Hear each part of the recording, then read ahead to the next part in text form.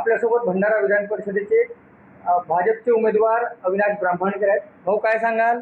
काँग्रेस माजी प्रदेशाध्यक्षाला आपण टक्कर दिली होती आणि आता पुन्हा आपल्याला दुसऱ्यांदा उमेदवारी मिळालेली आहे. काय सांगाल आपण?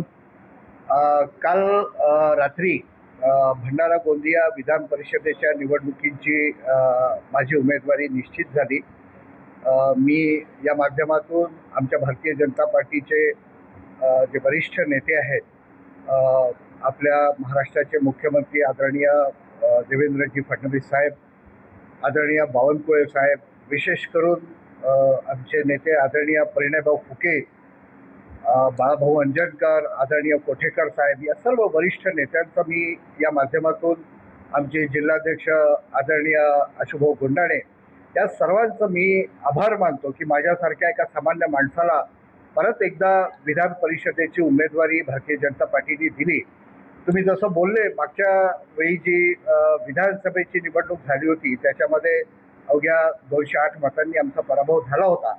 पण खऱ्या अर्थानं ही तिकीट मला नसून विधानसभेच्या निवडणुकीच्या वेळी ज्या जवळपास 96,000 लोकांनी मतदान आम्हाला केलं होतं आणि ज्या शेकडो भारतीय जनता पार्टीच्या कार्यकर्त्यांनी दिवसरात्र मेहनत करून आम्हाला भरपूर मतदान मिळवून दिलं, त्या सर्व भाजपाच्या आमचे जे मित्र पक्ष आहेत, राष्ट्रवादी काँग्रेस पार्टी असो किंवा शिवसेना शिंदे गट असो, या सर्व कार्यकर्त्यांचं आणि मतदारांच्या ज्या भावना आहेत त्या भावनांचा आदर ही यावेळी मला विधान परिषदेची उमेदवारी देऊन भारतीय जनता पार्टीने व्यक्त केली.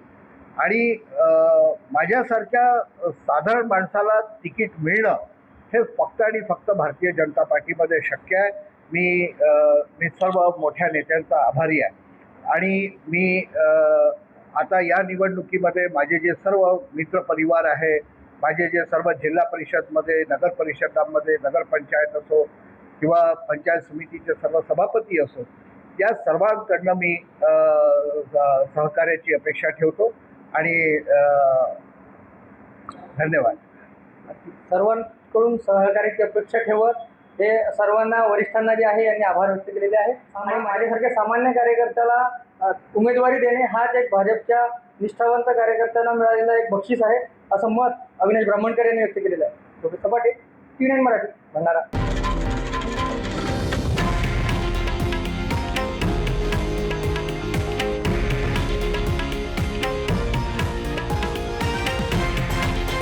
हे आहे देशातील नंबर 1 न्यूज नेटवर्क आणि आपण पाहत आहात TV9 मराठी, एकमेव.